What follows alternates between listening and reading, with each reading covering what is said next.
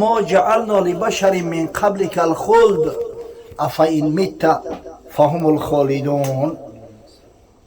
خداوند بزرگ با حبیبش محمد صلی الله علیه و سلم مراجعت کنان میفرماید ما به هیچ نفر از بنی بشر حیات جاودانی وضع نکرده ایم. هیچ کس حیات جاودانی نمیبیند. ای حبیبی من، تو که اینقدر قدر منزلت پیش من داری، کائنات برای تو آفریدم، وقتی که تو وفات میکنی دیگران زنده میمونند. کل نفس ذائقة الموت، بدون هیچ شک و شبهه هر شخص چشنده مرگ است. هیچ کس از چنگال مرگ خلاص نمیشود. گرد ملک جهان زیر نگین است، با آخر جای تو زیر زمین است. سلیمان علیه السلام که پیغمبر خدا بود، پادشاه مشرق مغرب بود، تمام حیوانات و حتی شمال باد در اختیارش بود، با همون نقش نگینش تمام جنها را رام کرده بود. حضرت سلیمان علیه السلام شربت عجل چشیده، ما و شما میمونیم. نماند کس به دنیا جاودانی، به گورستان نگر گرمی ندانی. تو غافل خفته از هیچت خبر نه، بخواهی مرد گر خواهی و گر نه، میخواهی نمیخواهی حتما ساعت عجلت که آمد به امر پروردگار قابض ارواح روح تا قبض میکنه. تو را گر تو گدایی گر شهنشاه، سه گز کرباس 10 خشت است همراه. اگر همین دنیا را هم که بگیری ای زیاد نمیبری. تو را گر تو گدایی گر شهنشاه، 3 گز کرباس 10 خشت است همراه. امام غزالی در احیاء علوم قصه میکند، قصه وفات یکی از بزرگترین شاهان اسلامی هارون رشید پسر المهدی را. هارون رشید به فکرم همه میدونین، نامش همه شنیدگیان. ایام زمان شوروی 1001 شب چاپ کرده بودن، کسی 1001 شب خونده است هارون رشید میشناسه. حتی از روی همون کینوها کردگیان. بسیار شخصیت معروف و مشهور است. شهرت بزرگیش با دری است که در عصر هارون رشید هیچ پادشاهی را، هیچ زمامداری را به هارون رشید قیاس کرده نمیشی. همون کرل کبیر فرانک ها در دوره هارون رشید های. تمام محققان میگن کرل کبیر در پیش هارون رشید یک وحشی بود. ملکش یک خراب آباد بود، یک ملک ناپیدا کناره که یک طرف در افریقای مرکز حد فرانسیا در اروپا، این طرف تا پنجاب هندوستان، از قسمت شمال تا دریای والگا. در تاریخ انسانیت دیگه این خیلی دولت شدگی نیست. خداوند همین دولت بزرگه در سن 25 سالگی برای همین هارون رشید هدیه کرده است. خلیفه مسلمان شد. میگه همین ابر در آسمان میدیده است، میگفته است ای ابر بسیار کتگی نکن، به هر سرعت حرکت نکری باران تا در ملک من میبارونی، ای ملک من تو خارج شده نمیتونی. مرد خدا 46 ساله بود، عین جوش و خروش حیات و زندگی. در همین شهر ری ایران در همین جمعیه بیمار می شود. وقتی که تمام طبیبا از علاج کار عاجز ماندن، مرد مسلمان خودشم درک کرد که یک دیگه مرگ نزدیک شده است. آدم پیش ای مرگ حس میکنه، خداوند یک حسیات براش میته. گفت به همین زندگیم قبر ما بکنین، قبر لحد دارم بکنین. میگه قبر شکندن اومدن گفتن آماده است. شبانه روزی گفت شب بود، گفت برین یک لحد با چشم خودم ببینم. در تخت روان برش کردن، دیگه بیچاره حرکت کردن نمیتونه. در تخت روان در همون نسیلکه گرفتن بردنش. گفت داخل لحد بدرورینم که یک لحد ما ببینم چه کنم.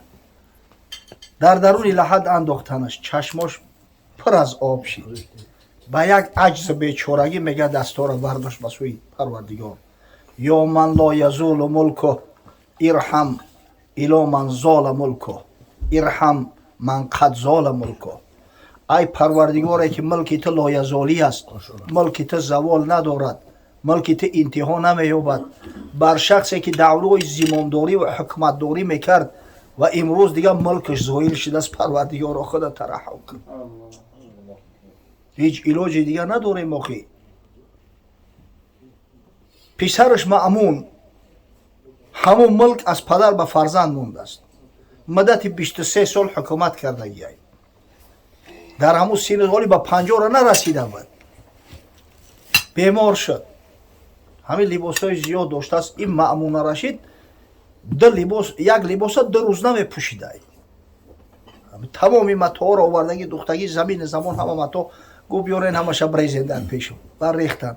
ба дасташ мега ҳамун матоъҳои ҳариру қиматбаҳора кимхоба ламс мекунаву оби дидаш дар параи рӯш мега мо агно анни молия ҳалака анни султония. мо агно анни молия. ин молу матоъи ман ҷонма аз марг нахаридан, халос накардан. ҳалака анни султония. подшоҳиву ҳукуматам ҳама ҳалок шуд, ҳама аз байн рафт. ин марг як бузурге ҳаст ки ҳамаро ба зону меафтона. касе илоҷ надора, аз чанголи марг халос намеёбу. охӣ туро гар ту гадои гар шаҳаншаҳ, 3 газ карбосу 10 хишт аст ҳамраҳ. чубар банда ногоҳат занахдон, ҳама мулки ҷаҳон инҷо занахдон. баъд ин умре ки чандин печ дорад, машав ғарра ки пай дар ҳеҷ дорад. хушо ба ҳоли шахсе ки ақлу фаросат дорад. вақте мурдаеро мебина, аз ҳамун як ибрат мегира, панд мегира, саъй мекуна коре куна ки сабаби наҷоташ фардо рӯзи қиёмат шава, сабаби рӯсафедиву гарданбаландиш фардо рӯзи қиёмат шава. худо шоҳид аст. мардои зиёдеро дидем, баъзиҳо аз худ номи нек гузоштану баъзиҳо номи бад. хушо ба ҳоли ҳамун касое ки номи нек гузоштиянд, баъди мурдашон ҳам касе ёд мекард, бар падараш раҳмат, худо раҳмату мағфираташ кунад. ҳамун марди худо мард буд. ҳамун одами бада 10 солаи маргаш мегзара, меган касофат қубшид бурд, хас камои ҷаҳон пок. аз назди пайғамбари худо саллаллоҳу алайҳи васалам тобутеро мегзаронданд. мардум гуфтанд бисёр одами ҷавонмард буд, хушхулқ буд, касеро озор намедод. ҳазрат гуфт ваҷабат, ҳоҷиб шуд. баъди чанда як ҷанозаи дигарро мебурданд, гуфтанд бисёр бадбахти золим буд, касофат буд. ҳазрат гуфт ваҷабат. асҳоб ба тааҷҷуб гуфтанд ки ё расулаллоҳ, мо ваҷабат. ай ҳабиби худо, чӣ воҷиб шудааст? дар он мардаки хубам сифаташ кардем, гуфтӣ воҷиб шуд. дар ин бадбахтам таънаш задем, гуфтӣ воҷиб шуд. гуфт аллази аснайтум алайҳи хайран ваҷабат лаҳу лҷанна. ӯ шахсеро ки ба некиву хайр ёд карде, бар ӯ ҷаннат воҷиб шуд. ва ман аснайтум алайҳи шарран ваҷабат лаҳу нор. аммо ӯ касеро ки ба бадӣ ёд карде, гуфте одами бадбахт буд, одами нокас буд, бар ӯ дӯзах воҷиб шуд. биё то ҷаҳонро ба бад наспарем, ба кӯшиш ҳама дасти некӣ барем. намонад ба ҷуз неку бад пойдор, ҳамон беҳ ки некӣ буд ёдгор. ҳамин тарзе одам бояд рафтор кунад ки баъди вафотшам ба некиву ба хайр ёдаш кунад.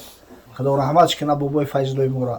бибине шогирдову ҳама пайвандову касое мешиносанд, ҳама ба некӣ ёдаш мекунанд. эшони қори мақсадуллои мо аз зумраи ҳам касое ҳастанд ки дар умри сараш пеши касе тамаллуқкорӣ накардааст, чоплусӣ накардааст, ҳамин рафтора манфур аст, нафрат дора. аммо ҳамин мақсад ки аз дунё гузашт, аммо устозашо дар ҳаққаш бисёр сифатҳои хуб кард, ки чашма боз кард, дастма рост кард. бори аввал вақте ки гуфт қабулам кард, тарзе гап зад ки дигар дилмон гарм шуд, ҳам барои кору ҳам барои хидмат ба халқ. хеле марде дар кор ки баъди вафоташ ё ки баъде ки аз кор рафтааст, ба хайру некӣ ёдаш кунанд. анам хеле мард чидан дар кор, бародарои азиз. иншоалло касе ки номи некаш боқӣ мемонад, дар зумраи зиндаҳо аст. саъдӣ ё марди накуном намирад ҳаргиз, мурда он аст ки номаш ба накӯӣ набаранд. субҳоналлоҳ. вақте ки баъди вафот ба амри парвардигор малоики раҳмат наздшон меоянд, малоикаҳое ки рӯшон мисли офтоб дурахшон аст, аз ҷаннат барошон кафан меоранд, атри ҷаннатӣ меоранд. ва ҳамун рӯҳ вақте ки қабз шуд, малакулмавт ки қабзаш кард, дар дасти ҳамун малоикаҳои раҳмат меташ, мегиранд кафани ҷаннатӣ мепӯшонанаш, атри ҷаннатиш мезананд. баъдан ҳамроҳаш ҳаракат мекунанд ба сӯи осмон. ин осмон бесоҳиб нест. هر آسمان با خودش پاسبان داره. اگه ما نمیدونیم ولی همین آسمان دنیا در کجا قرار داشته باشه. در عصر 21 زندگی میکنیم، علم همین قدر ترقی کرده است، انسانیت عاجز ولی نمیدونه که چند سیاره و ستاره است، آخر این کار کجا است. آیا غیر همین کهکشان ما یگان کهکشان دیگر باز وجود داشته باشه یا نداشته باشه، هیچی را نمیدونن. تا همون آسمان دنیا میبرن. اونجا وقتی که اجازت میپرسن میگن کی است؟ میگن فلانی فرزندی فلانی. سپیسکر را میبینن که نامش هسته. ماشاءالله. مرحباش میگن، در باز میکنن. همین خیل ملائکه های آسمان دویم هم قطعی شریک میشوند. مشایعت همراهیش میکنن تا آسمان سوم. به همین طریق از آسمان هفتم میگذره، در زیر عرش پروردگار قرارش میتن. در همون ساعتی که خیش پیوندا بالای مرده گریه دارند، مصیبت سرش اومده است، این روح انا میخواد یک پروازی ملکوتی میکنه، به ندای پروردگار میشود. اکتب کتاب عبدی فی علیین و اعیدوه الی الارض. نام این بنده برا در علیت العلیین ثبت کنه و به زمین بر بگردونیدش. فانی منها خلقتهم و فیها اعیدهم و منها اخرجهم تارة اخرى. زیرا که من انسان از خاک خلق کردم، باز به خاک بر میگردانم و باز مراتبه دیگر حشرش میکنم از خاک. باری سوم. این را ببینه، 7 آسمان گذشته است، در زیر عرش خدا قرار گرفته است، بشارت الله شنیده است. وقتی میآید گریه و فیغان اهل خاندان میبینه، میگه یا لیت قومی یعلمون. ای کاش که قومی من میدانستند. یا لیت قومی یعلمون بما غفر لی ربی و جعلنی من المکرمین. ای کاش که این فرزندا و پیوندا و خیش اقربا میدانستند که خدای تعالی چقدر ما را عزت اکرام بخشید، ما را از زمره بنده های صالحش خوانده است. در علیت العلیین میگه نامش ثبت کنه، بعد به زمین بر بگردونه. از همین خاطر زینهار برادرای عزیز، بالای مرده نوحگری نکنیم. اجازت نیست، ممکن نیست. الحمدلله میگم که با شرافت دعوت ها امروز نوحگرای کسبی دیگه باقی نموندیان. یک زمان نوحگرای کسبی بدن، رنگ ارتیست اونا را زکس میکردن، مخصوص می اومدن در همین مصیبت متمون ناله میکردن. اما متاسفانه هنوز هم همون گریه و افغان و داد روکنی و موکنی و همین چیزا باقی است. سعی کنه که همین چیزا را پیش روش بگیرین. اگر نسبت همون میت ما ترحم داشته باشیم، باید همین کار را نگذاریم. حضرت عمر رضی الله تعالی عنه از پیامبر محبوب صلی الله علیه و سلم روایت میکند که حضرت فرمود المیت یعذب فی القبر بما نیح علیه. میت در داخل قبر به سبب نوحگری، همون نوحگرها عذاب میتن. ولی شارحا میگن که آخه عیب میت چی؟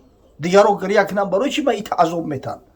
در جواب میگن همون میت عذاب داده میشوه که در وقت زنده بودن همین کار منع نمیکرد، رخصت میداد. اما میتی که منع میکنه و بغیر اختیارش نوحگری کنن، اون نوحگرها در جان خودشون زیان میرسونن. به اینه حضرت عبدالله ابن مسعود از پیامبر محبوب صلی الله علیه و سلم روایت میکند. حدیث در صحیح ترین کتاب بعد قرآن عظیم شان صحیح بخاری روایت شده است. حضرت گفت لیس منا من شق الجیوب. کسی که گریباناش همه درانه از ما نیسته. و دعو الجاهلیتی، کسی که همون دعاهای زمان جاهلیت هم میکنه، ای کاش که جای تو ده من میمردم، بسیار بر محلی بد رفتی، های نامرد چی به ما را ترک کردی رفتی. گویا که اختیار در دست یا اون میت بیچاره باشه، تو نامردی کردی. همین چیزا را باید ما و شما منع کنیم. لیس منا من ضرب الخدود و شق الجیوب و دعو الجاهلیه. کسی که در روحاش میزنه و روحاش هم میکنه، کسی که گریباناش هم میدرونه در وقتی هم موتا و مصیبت، کسی که همو گریه های زمان جاهلیت هم میکنه، حضرت صلی الله علیه و سلم وعیدی شخص کرد که از ما نیست، از امتهای من محسوب نمیشه. البته مصیبت سخته، مصیبت کشید بخوی نخوی آبی دیدت میریزه، گریه میکنی. وقتی که دلت سوخت جگرت پرش چخیل گریه نمیکنی. اما گریه باید که با همین навҳагариҳои ҷоҳилӣ монанд набоша. чӣ ба рафтӣ фалон кардӣ суханеро нагӯй ки модармон разиаллоҳу таоло анҳо дар тифлишон мурда буданд. Дар якнимсолагӣ ду писарак дошт. писари калониш қосим ном дошт, писари дуввумаш абдуллоҳ ки бо тахаллуси таййиб тоҳир маъруф аст. ҳар ду дар ҳамун хурдӣ вафот карда буданд. писари нарина надошт ҳазрат. замоное ки дар Мадинаи Мунаввара буд, ҳам имоми мусалмоноай, ҳам подшоҳи мусалмоноай, худованди мутаол аз домани Морияи Қибтия барош як фарзанде ато кард, як писарчае. номша ба номи падари миллати муваҳҳид Иброҳим монд. Иброҳим ба ҳадде дӯсташ медоштааст. ҳамун тифлак дар оғӯшаш берун мебиромадааст, мегуфтааст Абубакр писарчаи мара дидӣ? Амар Иброҳими мара бин, дидӣ чӣ хел соҳиб ҷамолай, дидӣ ки ба ман чӣ қадар шабоҳат дора. ҳазрат ҳамин бениҳоят дӯсташ медоштааст. қадрати Парвардигор дар ҳамин 18 моҳагӣ, ҳамин як нимсолагӣ мешава охир кӯдак бемор шуд. ҳазрат Анас ибни Молик, ҳазрати Анас ибни Молик ривоят мекунад ки ҳамроҳи Расулуллоҳ саллаллоҳу алайҳи ва саллам чанд нафараи саҳобиё дуромадем назди Аби Сайф, дояи ҳамун тифлак. касал аст, ҳамин охирон рамақи ҷонаш мондагиай. ҳазрат мегӯяд кӯдака гирифт, оғӯш кард, бӯш кашид, ҳамун тифлака бӯсаш кард, обои дидааш ҷорӣ шиданд. ҳазрати Абдураҳмон ибни Авф дар паҳлӯш истодаги гуфт: ва анта ё Расулаллоҳ, ай ҳабиби худо, шуморам гирья мекунед? ҳазрат гуфт: ябна Авф, иннаҳо раҳма. ай фарзанди Авф, гуфт, ин раҳмати Парвардигор аст. ин ҳамин оби дида раҳмати Парвардигор аст. инал айна тадма вал қалб яҳзан. ҳақиқатан оби дида ҷорӣ мешава. охи дилу ҷигар сӯхтесте, чӣ хел оби дида наравад? нашкаста дил зи ҳаҷр кай аз дида хун равад? аз шиша то дуруст бувад, бода чун равад? вало нақулу илло мо ярдо раббуно. аммо ман ҳаргиз суханеро ки худованд аз ӯ розӣ набошад намегум ки и тифлак буд, кош ки ҷошта ман ҷони мана мегирифтена, и тифлак боқӣ мемонд. ҳар каса худои таоло як тақдиреро муайян кардагиай. ҳамун миқдоре ки худои таоло муайян кардааст, як нафас бештар дигар худои таоло баромон муҳлат намета. ман ҳаргиз гуфт суханеро намегум ки мавриди ризои Парвардигор набошад. баъдан ҳазрат ба як алам гуфт: ва инно бифироқика ё Иброҳим ламаҳзунун. ай Иброҳим, дар фироқи ту ман бисёр маҳзун ҳастам. ҳамун ғаму ғусса ҳақиқатан то охири ҳаёти паямбар саллаллоҳу алайҳи ва саллам аз дилаш дур нашидааст. аммо бибине паямбари маҳбуб ки барои моро улгӯ аст, намуна аст, мо бояд ба пайғамбармон тақлид кунем, чӣ таълими зебое барои мо шумо дод. ки ҳамин навҳагарӣ дуруст нестай. инсон бояд навҳагарӣ накуна. ҳамун вақте ки рӯҳа меовардиянд аз ҳамун зери арши Парвардигор мебинад, мега гирьяву нолаи аҳли хонадонша, мега ё лайта қавми яъламуна бимо ғафара ли рабби ва ҷаъалани минал мукрамин. кош ки ин қавми ман медонистанд ки чӣ хел худованди мутаол манам икрому иззат кард, аз зумраи бандуҳои мукаррами Парвардигор қарор додааст. албатта агар инро медонистанд, ин қадар намесӯхтанд, ин қадар гирья намекарданд. худованд раҳмату мағфират кунад бобои Файзулло алайҳи раҳмара. марди худо ҳақиқатан фарзандон месӯзанд дар фироқаш. падари хуб, падари меҳрубон ай даст додиянд. ин падар тоҷи сари ҳар як инсонай. то вақте падар ҳастай, бибине ки одам бепарвоай, аҳамият намета. замоне ки падар ай сар рафт, баъд бечорагиву ятимихта эҳсос мекунӣ. мард дар 40-50 ай падараш ҳастай, ғам надора, боке надора. аммо вақте ки падар ай сар рафт, бибине ки баъд эҳсос мекунад ки танҳо мондааст. иншоаллоҳ модом ки падара ба некиёт мекунанд, модом ки намоз мехонанд, дар қаъдаи охири намоз дар ҳаққи падар дуо мекунанд, ҳеҷ ҷои шаку шубҳае нест ки падар дар олами барзах рӯҳи шод мегардад аз фарзандон. худованди бузург раҳмату мағфираташ кунад. Парвардигор дар буҳбуҳаи ҷаннат мустақарраш гардонад. ба аҳли хонадон, ба фарзандон хосатан дар ин мусибат як сабри ҷамилеро арзонӣ дорад. ва Парвардигори бузург ба морам ҳаёти исломӣ, марги исломӣ ва фардо рӯзи қиёмат маҳшур гаштана ҳамроҳи муъминон محبان محمد صلی الله علیه و سلم نصیب روزی گرداند. آمین.